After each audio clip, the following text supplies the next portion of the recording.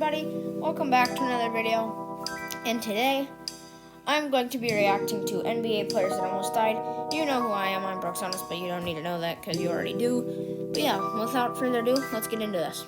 Life is a very fragile thing no matter who you are, and these NBA players are lucky to have made it out alive. Paul Pierce is a top player in NBA history, someone who's won a championship, been to the All-Star game, and now works for ESPN. But Pierce's life was almost ended before any of this amazing stuff could have happened for him. Back on December 25th, 2000, Paul Pierce was at the Buzz Club, which is a club in the Boston Theater District, where he was stabbed 11 times. Pierce was stabbed in the neck, back, face, and even had a bottle smashed over his head during the altercation. He had to undergo lung surgery to repair the damage that was done. Witnesses at the club said that Paul was trying to break up the fight before he was stabbed so many times. Pierce's former teammate at the time, Tony Batey, and his brother are the ones that saved Pierce's life by rushing him to the hospital after everything went down. The official ABC News report from September 25th, 2000 said Paul Pierce of the Boston Celtics was stabbed in the face, neck, and back while in the pool room of a nightclub early today and was listed in fair condition. The hospital wouldn't release any information that they knew. All they told the public was his condition. But after his head coach at the time, Rick Pitino, was leaving the hospital, he told reporters that he's doing fine. We're all hoping for a speedy recovery. The Buzz Club, operated under a couple different people during the week, were cited for allowing an assault and battery on their premises, and the club had a few other charges, including at least 2 more assaults that had happened in the past year alone. Investigating witnesses reported that the altercation that Pierce tried to break up involved some members of the rap group Made Men, but no one was arrested. A former standout at Coach Casey Jones said this about Pierce's situation during an interview. He said, "He's very lucky. He had the Angels on his side." Paul Pierce would go on to play all 82 games of the upcoming season, and almost 19 years later, Pierce finally talked about what he went through during this crazy time. Pierce had a lot to say about what the stabbing did to him. During an interview, he said, "I was stabbed 11 times. I felt like I was trapped in a box. I couldn't go anywhere. I battled depression for a year. The only thing that saved me was basketball, so now I'm really paranoid. I don't want to go anywhere. Police sat in front of my house for months. I was a mess. I think that's the reason I got back on the court so fast. Me sitting at home thinking about the stabbing didn't work. I went to every practice, sat on the sideline for hours, because that's where I felt safe. I didn't want those practices to end, because I had to go back out there in this world that really scared me." On Christmas Eve of 2011 was the day that Lou Williams turned a robbery into a warm holiday meal. Lou was stopped in a car in Philadelphia when a man approached his car with a gun and had the intention of robbing. But when the robber realized that it was Lou Williams he was robbing, he changed his mind. Lou said the robber commended him for all that he's done for the community, and that's why he didn't rob him. During an interview, Lou explained why he thought the guy changed his mind about robbing him. He said, "A guy tried to rob me but decided not to because of whatever I do in the community. He's a Lou Williams fan, so he didn't rob me. I treated him to McDonald's." Williams then gave the man some money for him to go and buy himself a meal at a local restaurant. And during an interview after one of his games, he explained the situation by saying, "I was debating whether to pull off or help the guy. The gun was already out. He did all the talking and we came up with a solution. Before I could really say much, I treated him to McDonald's." Some people don't believe the story because of the way that everything happened. Because of a man robbing someone with a gun, stopped because of who he was, and then the man being robbed bought him a meal, and also the fact of where it took place. But Lou Will later went on to explain in the All the Smoke podcast with Matt Barnes and Steven Jackson that he didn't go hang out with the guy at McDonald's and give him a meal and sit down and talk. Basically all that happened was he took him straight to McDonald's, swiped his card so he could eat, and got out of there as quick as possible. Chandler Parsons is your average NBA player. He's a forward for the Atlanta Hawks, but was in a life-threatening car accident earlier this year, which could have potentially ended his basketball career forever. Parsons was hit by a drunk driver around 2 in the afternoon on January 15th, 2020, in his Atlanta suburb of Brookhaven while driving home after practice. Parsons' legal team explained what the drunk driver had been charged with during an interview. They said, "The at-fault driver created utter chaos on the roadway, needlessly endangering the lives of countless motorists, and he now stands charged with DUI, admitted drinking, had alcohol in the car with him, passed out after causing a 3-car crash at 2 p.m. on a Wednesday in a busy intersection, seriously injuring and potentially ending Mr. Parsons' career as a professional athlete." Parsons endured injuries that not only potentially ended his basketball career, but some that could be a problem for the rest of his life. He suffered multiple severe injuries and had long-lasting injuries such as brain damage, a few herniated discs in his back, and a torn labrum. The Hawks initially put Parsons under the concussion protocol list after the accident, thinking all he suffered was a concussion and whiplash. But obviously, the injuries are much more serious than that. Parsons' legal team also had this to say about his injuries and what they're focused on. During an interview, they said, "Chandler was in peak physical condition at the time of the wreck. He's now working with a team of doctors to regain his health, and at this time, his ability to return to play is unclear.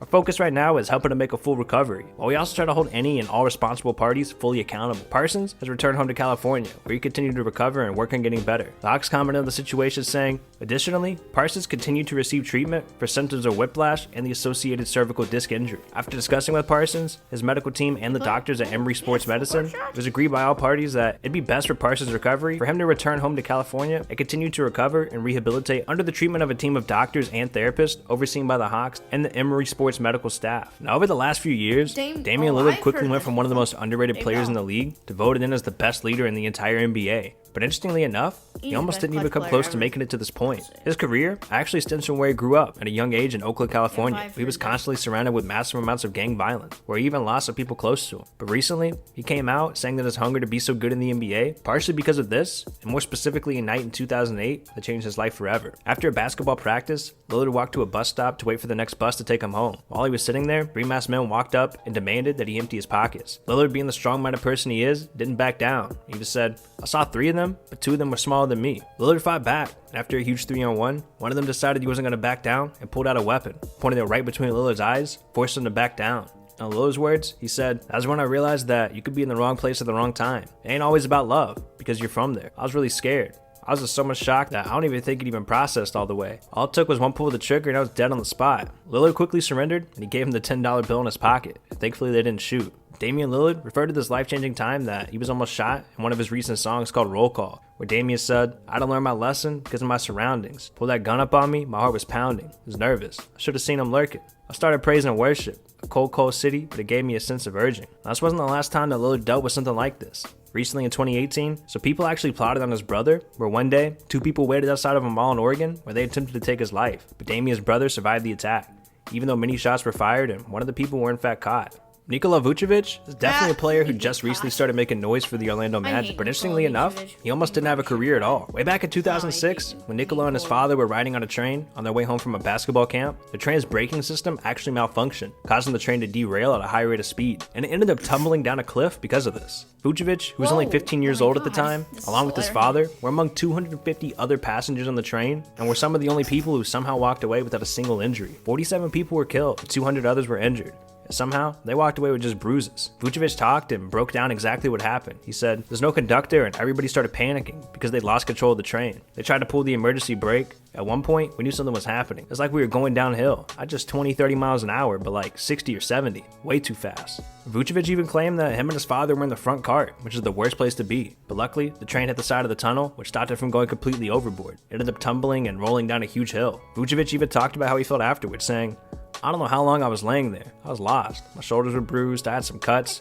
First thing I did was look for my dad. I found him and he started helping other people. I was so relieved. We stopped a few feet from the Maraca River. There was like a 100-foot fall before we'd hit the river. There was no way we would have survived." About 90 of the passengers were young children on a school trip to a ski lodge, but many others were teammates and competitors of Vucevic, who were all coming back from the basketball camp. Vucevic talked about the other players, and he said that all of his competitors passed away, and they paid respect to him in a game in the future, but his coach wouldn't allow them to attend the funeral because it was too much stress. Vucevic also said the accident caused many of his teammates so much trauma that they weren't even able to continue playing basketball after that. Vucevic talked a little bit about this, saying, "They were affected a lot. Some really good players that couldn't play at a high level after that. For a crash like that, I was lucky. It's very scary. You don't know if you're going to live or die. It makes you look at life differently, not take things for granted. It makes you think about a lot of things. Try to appreciate life more. Every time I see a train, I think about it." Now, throughout Chris Bosh's career, he made a name during his time with Toronto, and especially became legendary in Miami, where he became a key piece of 2 championships in 4 years. Shortly after LeBron left the team in 2014 to return to Cleveland, Chris began having health issues that sidelined him and forced him out of the league, which even brought him to a near-death experience. In 2018, Chris Bosh sat down with Bill Simmons on his podcast to discuss his recent health issues, and even broke down what happened during his near-death experience. Bill Simmons began by asking, "Was your blood clot issue life-threatening?" Bosh responded saying, "Yeah, it was life-threatening at the moment. I didn't know it was life-threatening, and then they were like, yeah, we're gonna check you into the hospital." As I'm being checked into the hospital, I saw the Heat traded for Goran Dragic, and I'm like, okay, I don't know what all this stuff means. But then they started hooking me up to machines, and they started telling me the next 24 hours is crucial. I have to call my wife. She Googles blood clots. I think it was Jerome Kursky. He just passed away from the same thing, so she's freaking out. I'm freaking out. And then when I think I'm going in the hospital, they're like, yeah, no, we got to do surgery on you. Bosh was then asked about the surgery, and he said, "I found that out 4 days later. I've been in the hospital for 4 days."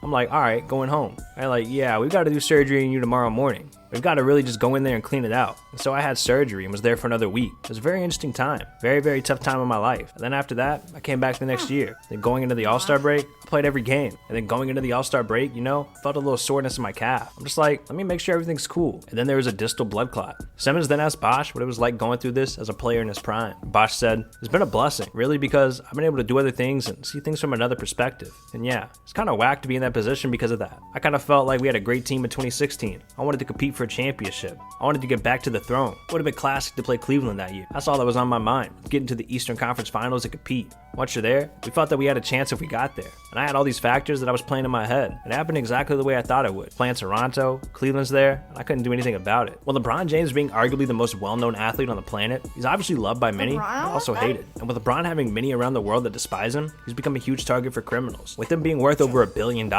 Joining LA only amplified his celebrity status. And even though it was the best move for LeBron's career to extend not only his basketball career, but also his many other businesses, it didn't mean that he became invincible moving there. Back in late 2018, many homes in the Los Angeles area began being broken into. Instead of waiting for something to happen and then taking action, LeBron instead contacted and hired at least 10 armed security guards, some being off-duty cops, and hired them to watch his property. The LAPD released a statement saying, during recent months, the Los Angeles Police Department has become aware of a series of residential burglaries targeting actors, producers, musicians, and professional athletes living in the Los Angeles area. Initially, it was believed that the homes were being burglarized at random. Detectives learned, however, that this wasn't the case. The victims' homes have been selected based on social media posting, touring, or travel schedules of the owners. 4 people were arrested for the robberies of 24 homes in the area, and one of the suspects had a list of many famous people they plan on hitting next, and LeBron was soon to be next. Hey, yo, dog, need you to do me a big favor, bro, and click on this video on the screen, dog. Seriously, video on the screen right here, big fire. This video that you're currently watching is over, so I mean, it only makes logical sense to just click on this video.